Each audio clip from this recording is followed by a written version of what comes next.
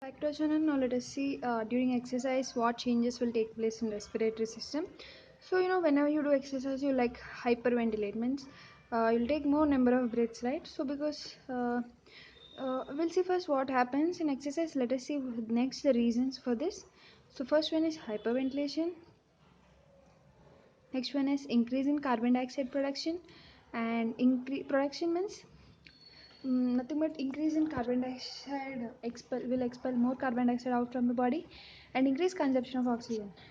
Why will take more oxygen during exercise? Because a lot of ATP energy is required for exercise, so a lot of oxidative phosphorylation should take place, so more consumption of oxygen.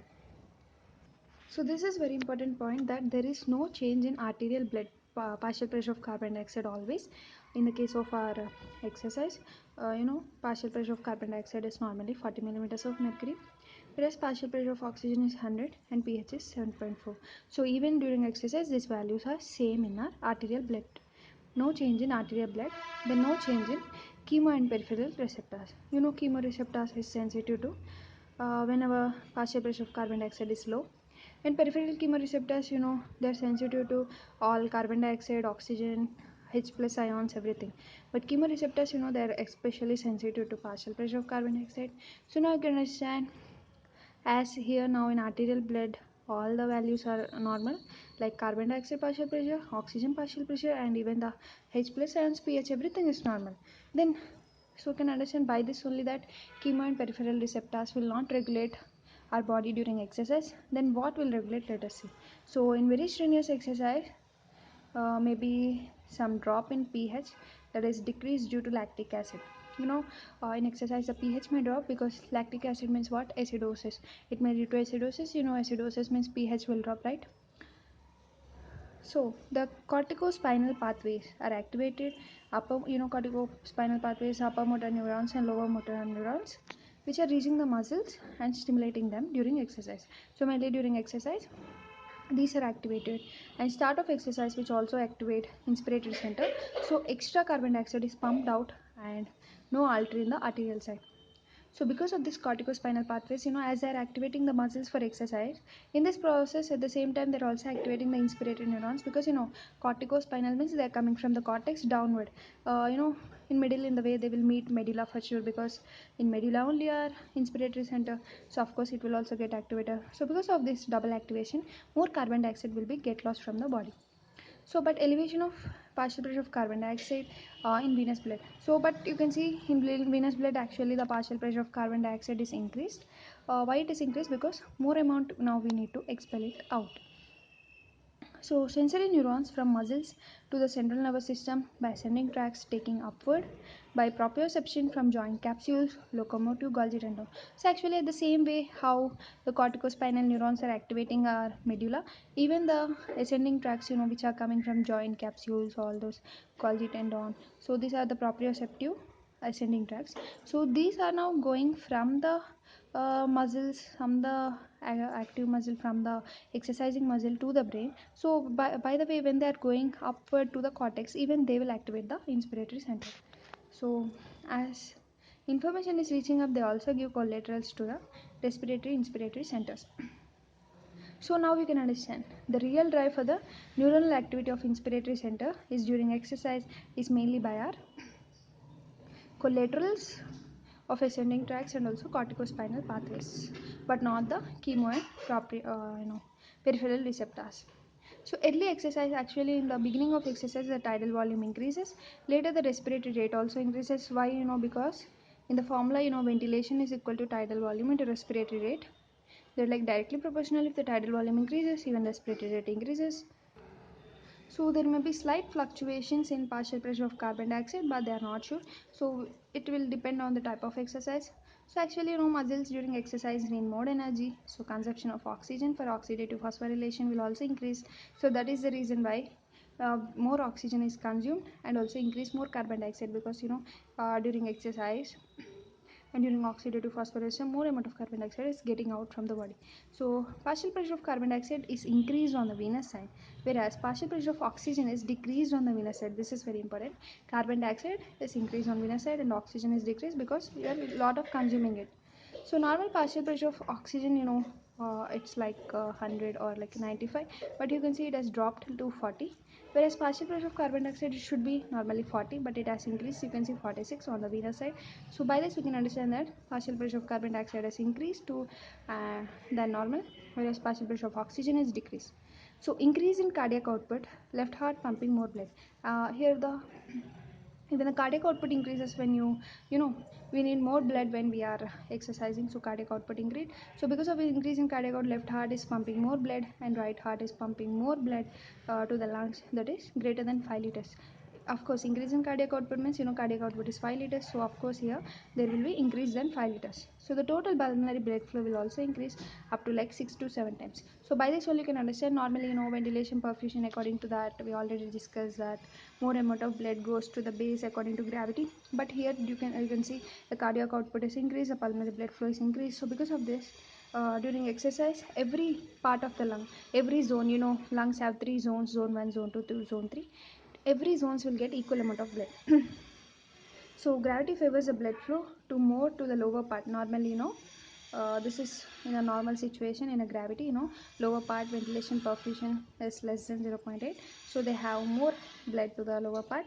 But ventilation perfusion become uniform during exercise due to more cardiac output. So this is a major difference during exercise. And next you can see here, total capillary beds are also increased. They have precapillary sphincters and they all dilate. So all are involved in process of gas exchange and increased diffusion capacity. Ventilation perfusion is more uniform. Increased tidal volume, increased respiratory rate. The total amount of air finally more efficient process. So you can see like gaseous exchange, everything has become more efficient now. So that's why we'll say exercise is good for health, because you can see the blood flow is increasing to overall body, oxygen consumption is increasing, and even the carbon dioxide is getting lost from our body. So it's like a very good process, and you can see every part of the lung is getting proper sufficient gas, blood flow. Even air also will go to properly to every part. So even the gas exchange is also very good. So carbon even our cardiac output also will increase. So carbon dioxide shift from capillary to alveoli is more efficient, and is more proper gaseous exchanges taking place. And in a resting person, oxygen which is reaching is like 15 milliliters, and the saturation of hemoglobin is low than 75, and oxygen content is less than 15 milliliters and decreases because of consumption of increased oxygen but blood flow increase. So but one thing you need to see that the oxygen level is decreasing, because now in exercise there is more blood flow and more consumption, especially for production of ATP from mitochondria. Oxidative phosphorylation uses most of the oxygen. And ventilation by perfusion ratio is equal perfusion. Yeah, now both ventilation and perfusion are equal, because every part, every zone is getting the same, and even the blood flow is very high and even the ventilation is very high. So oxygen is decreased in the muscles, multiple capillaries open, increase the blood flow so that oxygen can be reached there. So why actually the vessels dilate? So that blood flow will increase. If blood flow will increase, of course every blood have RBC, RBC have in turn hemoglobin, hemoglobin carries oxygen. So this all, whenever there is higher blood flow, there is higher oxygen supply. So now conversion of ADP into ATP to get more energy, of course, and oxygen gradient also increase. Even temperature increases. We already know it in exercise physiology. I think in our last lessons of guidance we have this. Even when we do exercise, our temperature increase in muscle, and the curve shifts right. If the curve is shifting towards the right, there is more oxygen supply, and decrease affinity of hemoglobin is desaturated now. Why it is desaturated? To supply more oxygen. And P50 also increase carbon dioxide production. Bohr's effect we already discussed.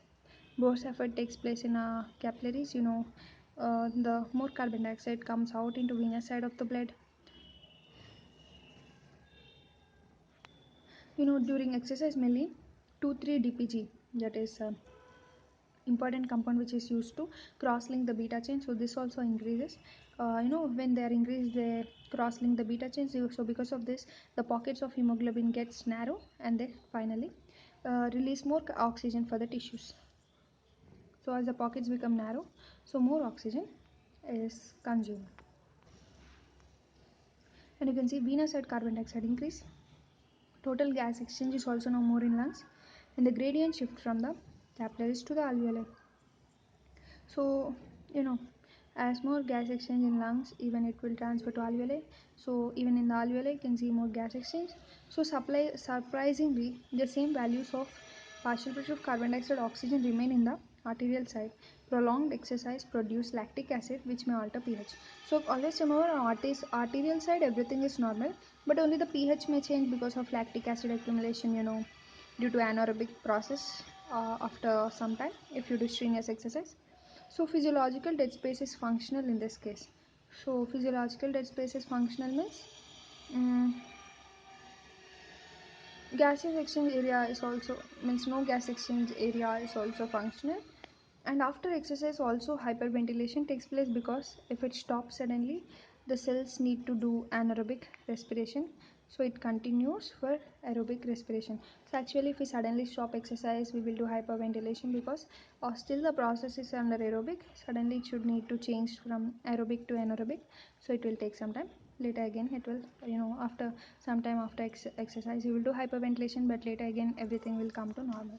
So this is all about like a very short overview of exercise change, during exercise, what are the changes in our respiratory system.